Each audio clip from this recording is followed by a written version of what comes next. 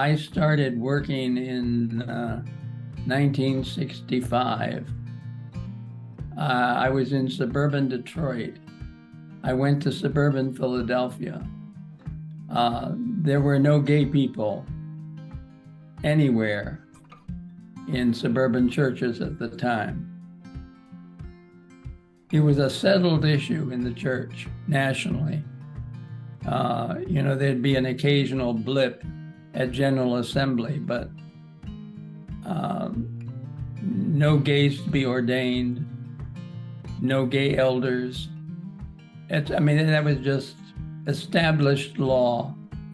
And I don't remember, at least in the suburban pastor collegial set, anybody challenging it. It was just the way it was. And of course, and it was the way it was because it was okay. I think First and Franklin Street had already gotten itself a reputation as being a maverick congregation. So I suspect that if there was pushback, it came in the form of, oh, they're doing something now again. What's this about? But nobody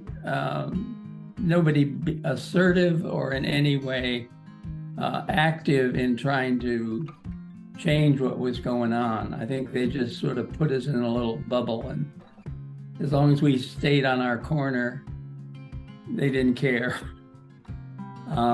I came down to Baltimore, met with Bill and Jane Bearden, and then later, when I came down to meet the presbytery, Doris and Bob Hassick, also on the session, and an out gay guy, they took me to dinner. And it was during that dinner that it became clear, just because they were up front, that one piece of the job description was to create an open space for gay people at First and Franklin Street. And at that time, ordination of clergy was in the wind and controversial. And they wondered how I would have voted. So anyway, they were terrific people. We had a good dinner. And the presbytery was a no-brainer. So we went on from there. At that time, it was more light, but it was a fairly liberal congregation in terms of Bill's leadership and where they'd been. So I don't think there was any controversy around it. Well, there were, off the top of my head, 2 openly gay people at the time in the church. So rely on them to introduce me to people, just become visible, stop by the bars, of which there were many at the time, with some kind of identifying mark, like a collar. Bumped into some parishioners that way, scared them to death. The one actually followed me home. I was living in Bacchus House at the time, and I turned around. I knew somebody was walking behind me, and he wanted to make sure I knew where I had been. I assured him, I invited him in. He came in, and he was just worried that I was going to talk. Mm-hmm. And he was very closeted. So that's how it was, very like that. It wasn't, no grand strategy. Odessa was the housekeeper at First and Franklin Street. And she came, I forgot which, she came from a very strong Black inner city church there. I forgot which one it was, but you had over the years developed a relationship between the 2 churches. Mm-hmm. There was a African-American who died of AIDS, and his church wouldn't bury him. And his mother came and talked to us, and we said, of course, we'll do it. And I went to Odessa's pastor, and he brought the choir over. so that there would be a familiar sound to the, because as Odessa used to remind us, you don't have much fire. So we brought a little fire in from outside.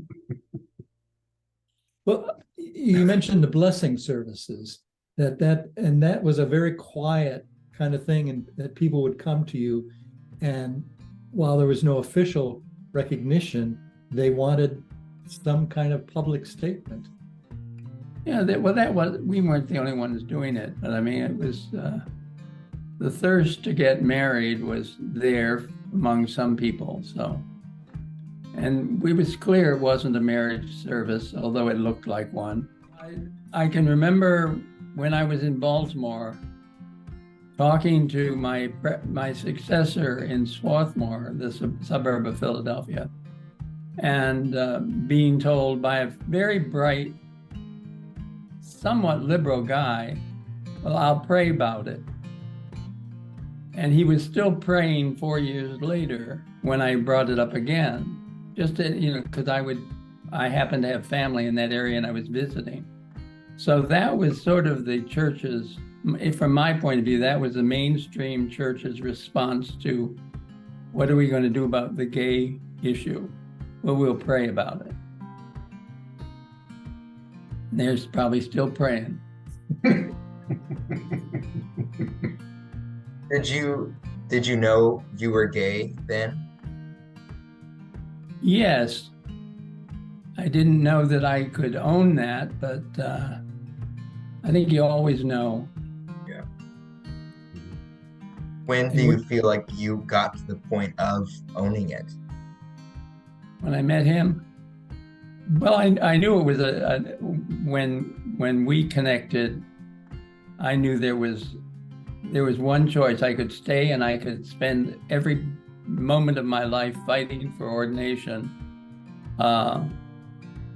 or to keep my ordination, or I could shape a new life that was freer and better and more loving. So I chose that. I had no idea what I would do or what a middle-aged Presbyterian minister does that isn't ministry. I think a lot of people felt like a lot of relief that I got a job. And it turned out to be a decent one. The last Sunday, David was there. Did you preach that Sunday? Yeah.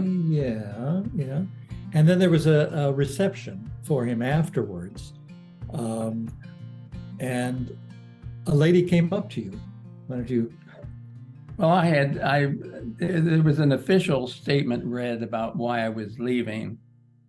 And at the coffee hour, this woman came up to me and said, would you be interested in talking to me about a job? I said, I'm talking to anybody. Right. About 3 weeks later, she called. She was from California. She was visiting.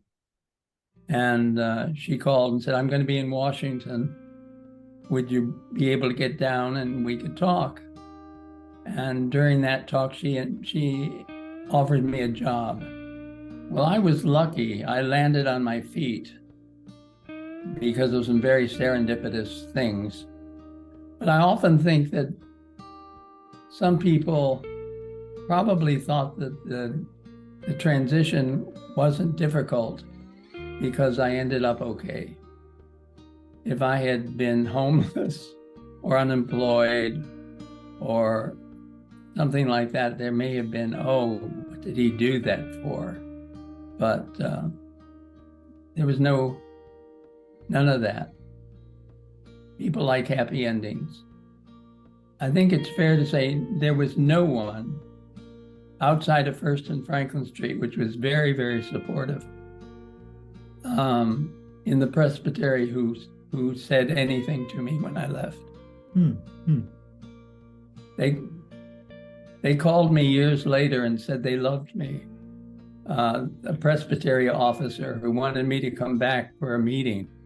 And I found that ironic and a bit offensive. But I think that was it. People just backed away from confrontation of any kind in that issue, even if they knew you. No anger there anymore. Others would I think support the notion that anger is a dead end feeling. It hurts only the person holding on to it. And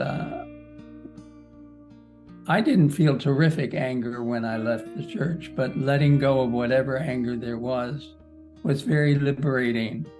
And it happens. It can happen. All I have to do is breathe out. Didn't go to church.